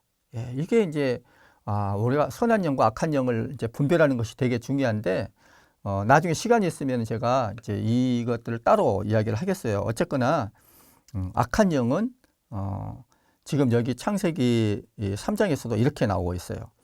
그래서 이 악한 영, 뱀으로 위장된 이 악한 영은 여인에게 죽지 않을 것이라는 그런 확언, 4절에서 그런 확언을 하면서 하나님과 같아질 것이라고 이렇게 교묘하게 유혹을 합니다. 이 5절에 나오죠. 그러면서 이 여인의 마음을 흔드는 것이죠. 여기서 이제 유혹의 핵심이 뭘까요? 인간이 하나님처럼 될 수 있다는 말, 바로 거기에 있는 것이죠. 그래서 그런 것들을 좀 보고 묵상을 한번 하셔도 좋겠어요. 이 내용과 관련해서 주교요지, 아까 말씀드린 정약종의 그 주교요지 하편의 2항 전반부도 좀 참고할 만한데 제가 한번 재밌으니까 한번 읽어드릴 테니까 한번 들어보세요. 참고가 될 거예요. 이거는 정약종의 이 주교요지는 그 예수위원들이 쓴 그 교리서, 한문으로 번역된 이 교리서를 많이 참고를 했기 때문에 이 예수위원들 다 이 영신술을 이걸 잘 알고 있는 사람들이에요. 그래서 많이 참고가 될 겁니다. 그래서 여기 뭐라고 나오냐면은 잘 들어보세요. 먼저 이제 온 인류가 이 주교에 대해서 제가 좀 요약해서 말씀드리면 먼저 온 인류가 아담과 하와라고 하는 이 원조 한 조상에게서 나왔다는 거, 이것을 이야기를 하면서 이것은 뭐냐, 우리가 서로 사랑하기를 동기처럼 하라. 우리가 같은 부모에서 나오는 그런 같은 형제 자매들이다. 그렇게 하라는 뜻이라고 이렇게 해석을 해요. 그런 다음에 이제 지금 이제 이야기하려고 하는 것 같이 하느님이 어떻게 해서 선악과로 인간을 시험하셨는지 그 이유를 이렇게 좀 살펴보고 마귀가 용심을 내어서 인간을 유혹하였다는 그런 이야기를 전하고 있어요. 용심이 뭔지 아세요? 남을 시기하는 심술 굳은 마음이래요. 용심이 용렬하다는 말하고 관련되죠. 용렬하다, 못나고 어리석은 거, 변변치 못하는 거, 이게 이제 용렬한 건데 이 용렬한 사람들이 남을 시기하는 그런 심술 굳은 마음을 갖기 쉽죠. 용심을 내기 쉬운 것이죠. 근데 이 악한 영이, 악한 천사들이 이렇게 용심을 내어서 그러니까 인간을 시기하는 거예요. 인간이 하나님의 사랑을 막 많이 받고 있는 것들을 그래서 그런 것도 그 이야기를 한번 들어봅시다. 이야기 지금부터 쭉 읽어드릴 테니까 잘 들어보세요. 천주가 아담과 하와에게 특별한 은혜를 내리어 그 성품이 착하여 사욕이 없고 그 슬기가 밝아 흐린 곳이 없고 마음이 극히 발라 편벽되지 아니하니 이는 영혼의 복이요. 그러니까 하나님께서 우리 원조들에게 영혼의 복을 이렇게 줬다는 거예요. 또 천주가 이 세상에 한 좋은 곳을 만드시니 이름이 지당이라. 이름이 지당이래요. 지당, 이런 뜻이죠. 천당이 있고 천당 밑에 옛날에는 천당 밑에 분당이 있다 한번 누가 그런 우스갯말을 했는데 천당 밑에 지당이 있는 거예요. 그리고 이제 지옥이라는 것이 있겠죠. 연옥이 있고 지옥이 있고.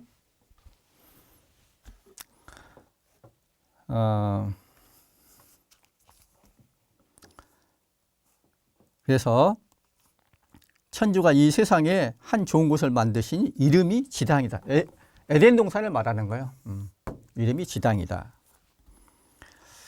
이 두 사람을 지당에 두심에, 지당은 어떤 곳이냐?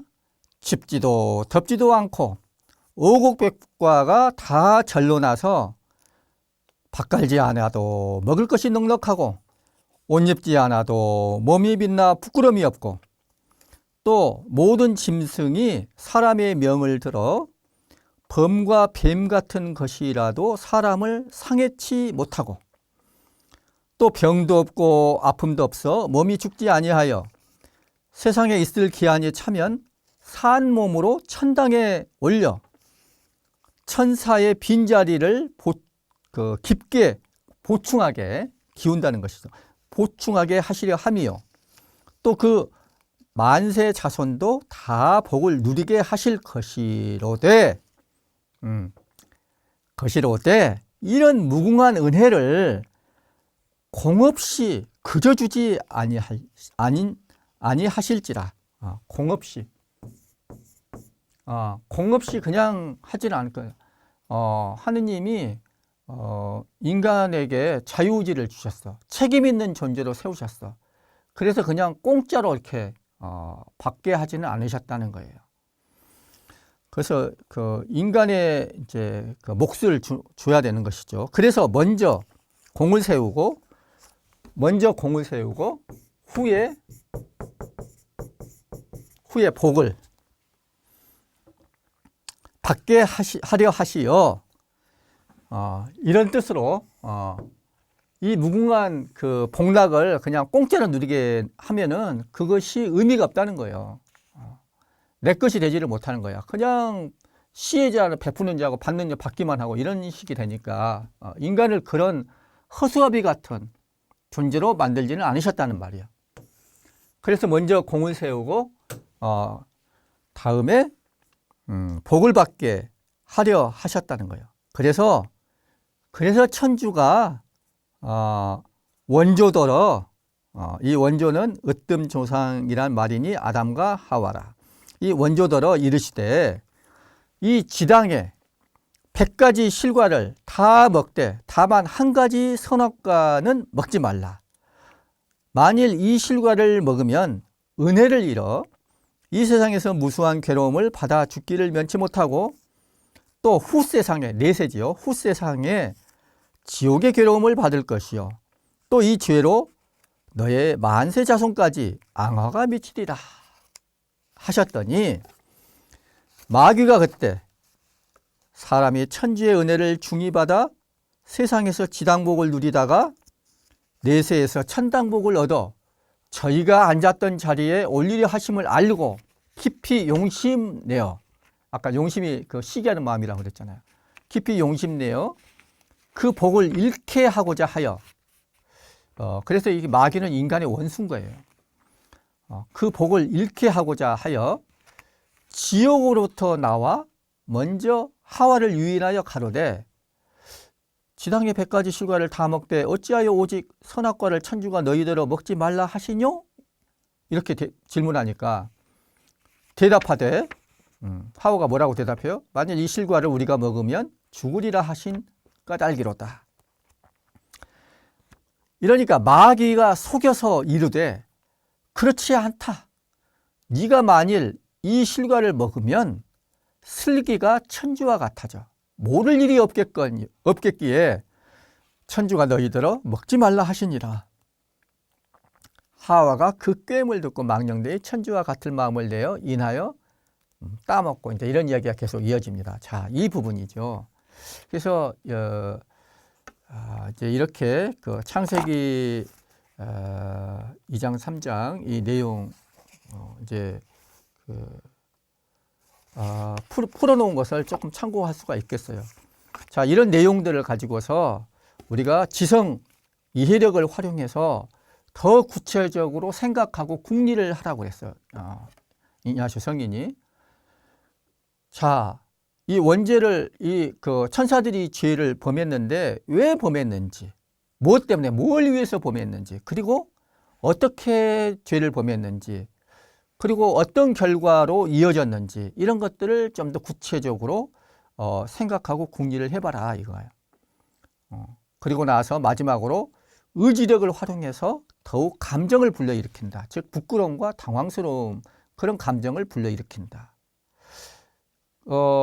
이 천사들의 죄에 대한 이 모든 것들을 다 기억하고 이해하는 것은 결국에는 이렇게 더 큰 부끄러움과 당황스러움을 느끼기 위해서예요. 그래서 아까 말씀드린 것처럼 이것은 성찰,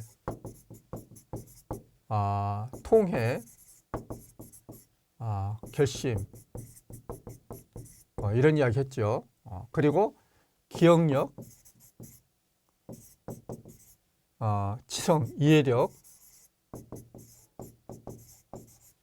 그 다음에 이성, 의지력.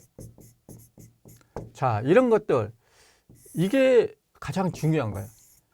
기억력을 떠올리는 것은 이거를 더 자세히 지성을 써서 이해하기 위해서 하는 거고, 이것을 이해한 다음에 이것은 의지력을 써서 뭐예요? 감정을 불러일으키는 거예요. 부끄러움과 당황스러움, 이 감정을 불러일으키기 위한 거예요. 예. 그래서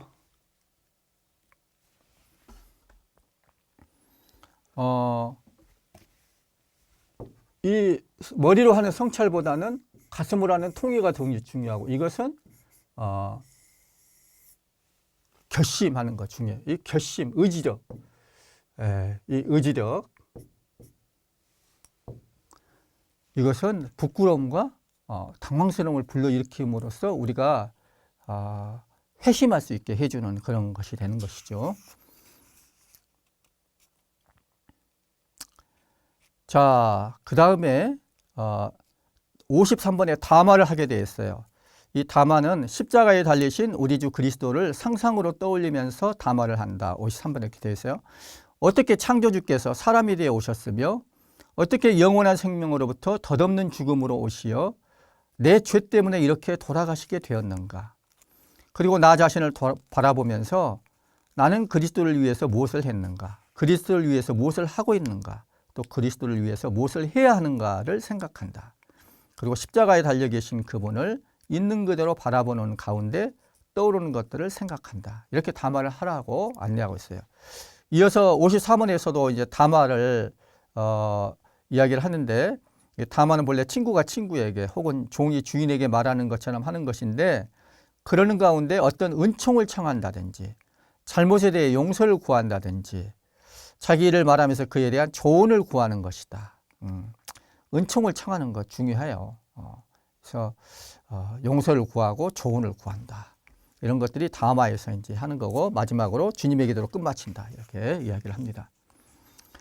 자, 그 다음에 시간이 얼마 안 남았지만은 마지막으로 이제 그 두 번째, 이것도 죄의 뿌리를 우리가 아는 것이 중요한데 그것과 관련된 거예요. 두 번째는 천사들의 죄가 아니라 이제 원조의 죄예요. 원조의 죄.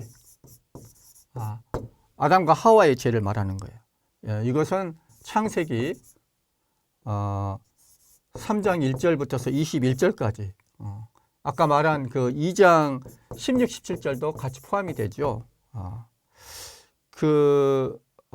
이것은 그 영신수련에서는 이제 51번 제2 요점이에요. 그래서 이것도 참고를 하시면 되겠어요. 51번. 장소 구성은 에덴 동산 이게 되겠죠. 고통이 없는 원죄 이전의 그런 동산, 아까 그 지당이라고 하는 곳이죠. 장소 구성 그렇게 하고, 은총, 청하는 은총은 이 원조들의 얘기가 바로 나의 이야기다. 이런 것들을 조금 알아들을 수 있도록 내가 내적으로 알고 진정으로 통회하고, 그리고 이런 것들을 내가 떨쳐버릴 수 있도록, 이 원죄의 영향력을 내가 떨쳐낼 수 있도록 은총을 청하면 되겠어요. 아까 그 천사들의 죄에 대해서 부끄러움과 당황스러움을 느끼도록 이제 의지를 활용해서 그렇게 한다고 그랬는데, 그것은 부끄럽고 당황스러운 것은 그것도 천사들의 죄가 지금 나한테 들어와 있다는 것을 내가 알았을 때 그렇게 되는 것이거든요. 그러니까 여러분들이 천사들의 죄를 이해력을 활용해서 이거를 그 생각하고 숙고하고 궁리할 때에도 이게 많은 사람들에게 그리고 특별히 나에게 어떻게 영향을 미쳤는가 이런 것들을 보면서 같이 볼 때 그 여러분들이 나중에 당황스러움 그리고 부끄러움 이런 것도 느낄 수가 있겠죠. 이 원조들의 죄도 마찬가지예요. 원조들의 죄도 이 당황스러움과 부끄러움을 느낄 수 있도록 하려면은 이것이 바로 그들의 이야기가 아니라 바로 나의 근원에 대한 이야기다. 아담과 하와는 바로 어쩌면은 내 안에 들어와 있는 나의 어떤 본질을 이루고 있는 것이다. 이렇게 볼 수가 있어요. 그래서 이 아담과 하와 이야기는 우리 삶의 아주 중요한 진실에 대해서 상상력을 활용해서 상징적인 이야기로 풀어낸 것이에요. 왜 인간은 고통을 겪어야 하는가? 왜 불행할 수밖에 없는가? 그 질문, 이 중요한 질문에 대해서 바로 죄 때문이다. 이런 거예요. 아담과 하와는 누군가? 바로 아까 말씀드린 나와 별개의 인물이 아니에요. 옛날 최초의 인간이지만은 그것이 나의 어떤 근원을 이루는 나의 그 조상이 어디로 가지 않고 내 안에 영향을 미치고 있는 그런 존재인 거예요. 뱀은 무엇을 상징하는가? 이게 다 상징이거든요. 그런 걸 이렇게 봐야 되죠. 아까 악한 영이라고 이야기했죠. 유혹자. 에덴 동산은 어떤 곳인가? 선과 악을 알게 하는 나무 열매는 뭘 상징하는가?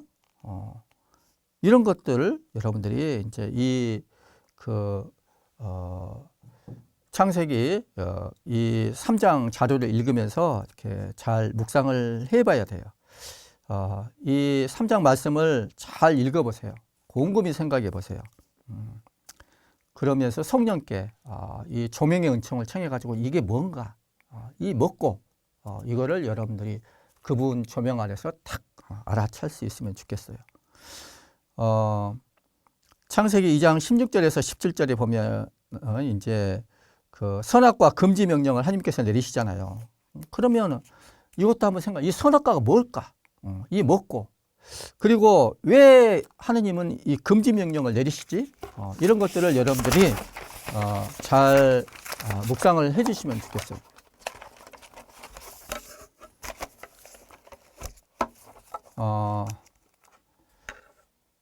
이게 되게 중요해요. 선악과가 뭔지. 왜 그 금지 명령을 내리셨을까요? 예, 여기에 대해서 잘 묵상해. 무궁무진한 것이 여기에 다 드러나 있어요. 그 다음에 이제 3장 2절부터서 3절에는 3절에 2절부터 6절까지는 그 뱀의 유혹에 대한 이 하와의 반응, 그 하와의 마음과 행동의 변화가 있어요. 그걸 또 잘 보시면 좋겠어요. 그 3장 2, 3절에 보면은 하와가 이렇게 어떤 식으로 말하냐면은 동산의 2장 16절에서는 동산에 있는 모든 나무에서 열매를 따먹어도 된다고 그랬는데 하와는 동산에 있는 나무 열매를 먹어도 된다라고 이렇게 축소를 시켜버려요. 그런가 하면은 2장 17절에서는 먹으면 안 된다라고 하나님께서 명령하셨는데 3장 3절에서는 먹지도 만지지도 말아라고 이렇게 또 과장을 해버려요. 이렇게 축소하거나 과장을 해요. 이것은 하와의 마음이 유혹에 흔들렸다는 갈등과 고민 그런 것들을 잘 보여주고 있어요. 그래서 이런 걸 보면서 나 자신을 또 성찰해야 하도 되겠죠. 나는 하느님 얼마나 신뢰하는지 처음에 감사와 기쁨이 의심과 유혹으로 변화되지는 않았는지 내가 피조물임을 잊어버리고 하느님을 부정적으로 보는 마음 내가 하느님처럼 되는 것을 언제나 하느님께서 언제나 하신다고 이렇게 보는 마음은 없는지 한번 살펴볼 수가 있죠. 3장 6절에 보면은 여인은 그 열매를 바라봐요. 보기에도 탐스러운 열매를 하나 따먹고 남편에게도 줍니다. 이게 이제 그 여기서 볼 수 있는 그 죄의 핵심은 뭘까요? 이 과일 하나 따먹는 거 이것이 과일 따먹는 행동 이면에 있는 그 마음이 중요한 거죠. 내가 피조물이라는 것을 거부하고 나도 하나님처럼 되고 싶다. 이런 욕심이죠. 이것과 관련해서도 묵상할 것들이 되게 많아요. 그리고 이제 3장 세 번째로 3장 7절에서 또 13절을 보면은 죄를 지은 이후에 여러 가지 이제 변화들이 쭉 나와요.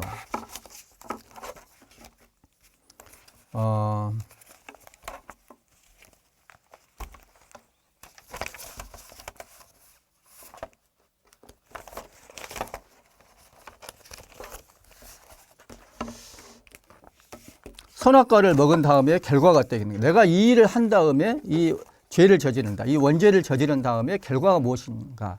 이것을 우리가 추론할 수가 있어야 돼요. 인간은 그런 이성을 갖고 있죠. 내가 이렇게 하면 앞으로 어떻게 될까? 이런 것들을 알아야 되죠. 그런 면에서 선악과를 먹은 결과가 뭔지 그거 보면은 5절에서 뱀은 눈이 열려 하나님처럼 되어서 선과 악을 알게 될 것이라고 이야기했는데 사실 7절을 보면 현실인 그것과 달리죠. 눈이 열려서 선과 악을 알게 되는 것이 아니라 자기들이 알몸인 것을 알게 되는 거죠.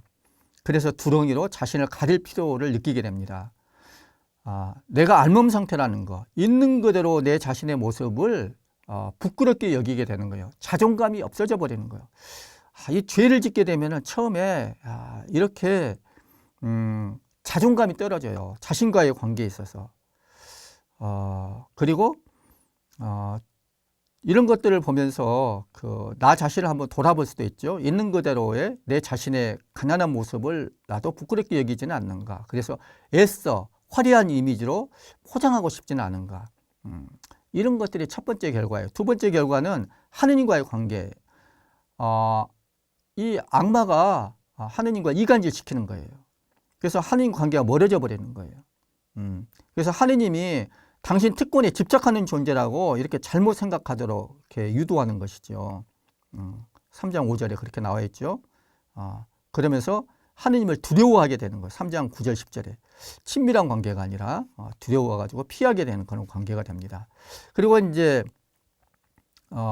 이것도 이제 너 어디 있느냐 뭐 9절에 그런 유명한 질문이 나오죠. 이것도 뭐 추궁하려고 하는 것이 아니라 우리를 내 자신의 그 잘못을 직면하고 대면하고 그거를 거기서 벗어날 수 있도록 그걸 넘어설 수 있도록 이끌기 위해서 주신 질문인 거거든요. 그래서 사랑의 목소리죠.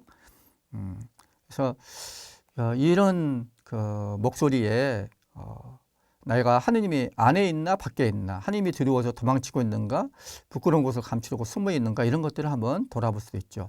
그 다음에 이제 세 번째 결과는 하느님과 멀어질 뿐만 아니라 이제 다른 사람들과도 멀어져요. 사람들과의 관계에 있어서도 사이가 멀어져. 이간질 하는 것이죠, 항상. 그래서 남녀 간의 불화, 이런 것들이 나오고, 네 번째는 이제 피조물과의 관계도 나빠지고, 그 다음에 이제 네 번째는 고통을 초래하게 돼요. 노동과 출산의 고통을 받게 되죠. 근데 이 노동과 출산의 이 노고와 산고를 겪게 되는데 이것은 이 고통은 하나님이 주시는 보속이라고 볼 수가 있어요. 최고의 처방일 수가 있죠. 전화위복의 처방일 수가 있어요. 그래서 이 노동과 출산의 이 고통, 여러 가지 이렇게 노동과 출산으로 대표되는 이 고통은 내가 하느님이 아니라는 것을 일깨우는 거고, 그러면서 타산과 땅의 이런 양대 축복으로 또 이어져요. 그래서 땅이라는 어근을 가진 이 아담은 땅을 일구며 살고, 생명을 뜻하는 하와는 생명을 낳고, 이렇게 양대 축복을 받은 두 부부가 모여서 한 가정을 이루는 것이죠. 그래서 이 보속, 고통의 벌 안에도 하나님의 사랑이 담겨 있는 것이죠. 뭐 가죽 옷은 말할 것도 없고. 자, 이런 것들 이렇게 여러분들이 같이 한번 이렇게 묵상을 해봤으면 좋겠어요. 시간이 약간 초과를 했는데 이제 제가 하나 주교여지에 나온 거 하나만 좀 더 말씀드리고 싶어요. 여기 보면은 주교여지 보면은 이 원조가 성악과 따먹는 것이 뭐가 그렇게 중요해서 그 벌이 이렇게 심한가, 이런 결과를 냈으니까 여기에 대한 얘기인데 조금 참고가 될지 모르겠어요. 여러분도 한번 생각을 해보세요. 한 사람이 묻되 원조의 실과 먹은 죄가 무슨 큰 죄이건데 그 벌이 이렇듯이 중하고 또 자손에까지 미치면 어찌 됨이뇨. 이거 한번 여러분들이 묵상 한번 해봐도 좋겠어요. 근데 이제 정약용 복자는 주교제에서 이렇게 이야기합니다. 이거는 참고만 해보세요. 죄악의 경하고 중함이 죄 지은 곳이 높고 낮은 데 달렸으니 이를테면 백성이 원에게 죄를 지었으면 그 형벌이 태형과 장형을 받을 것이요. 감사에게 지었으면은 형추, 이거는 몽둥이로 정강이 때리면서 신문하는 형벌이래요. 이 형추를 당할 것이요. 임금께 지었으면 죽기를 면치 못할 것이니 죄는 한 가지라도 죄 지은 것이 더욱 높을수록 그 형벌이 더욱 중하니라. 이제 원조의 실과 먹은 죄가 무궁히 높으신 천주께 범하였으니 천주가 무궁히 높으신 즉 그 죄가 무궁히 중할 것이요. 그 죄가 무궁한 즉 그 형벌도 무궁할 것이니 어찌 무궁한 괴로움을 면하며 또 만세 자손인들 어찌 그 벌을 면하리요. 비유컨대 사람의 조상이 임금께 득죄하였으면 그 자손이 대대로 변방에 충군하고 충군한다는 것은 이제 죄를 범한 자를 벌로서 이제 군역에 복무하게 하는 제도를 말해요. 그래서 변방에 충군을 하고 또 종이 되는 그런 법이 있으니 원조의 벌이 그 자손에까지 연루함을 어찌 마땅치 않다 하래요. 옛날 제도를 이용해서 정약용 성이 이렇게 설명을 했네요. 이런 것들을 한번 참고를 해보면서 우리가 하느님과의 관계가 얼마나 중요한가, 그 죄라고 하는 것이 원죄가 왜 이렇게 중요한가, 그냥 이렇게 먼 사람한테 지은 거라고 다르게 하느님과의 관계에서 이렇게 틀어지면은 이것이 그만큼 크다는 것을 좀 시사하고 있어요. 여러분들 나름대로 또 한번 이런 걸 가지고 묵상해보는 시간 가지면 좋겠습니다. 오늘은 좀 시간이 많이 오버가 됐네요. 늦은 시간까지 경청해 주셔서 감사합니다. 잘 묵상을 하는데 도움이 되기를 빌면서 이만 마치겠습니다. 영광이 성부와 성자와 성령께 처음과 같이 이제와 항상 영원히 아멘. 성부와 성자와 성령의 이름으로 아멘.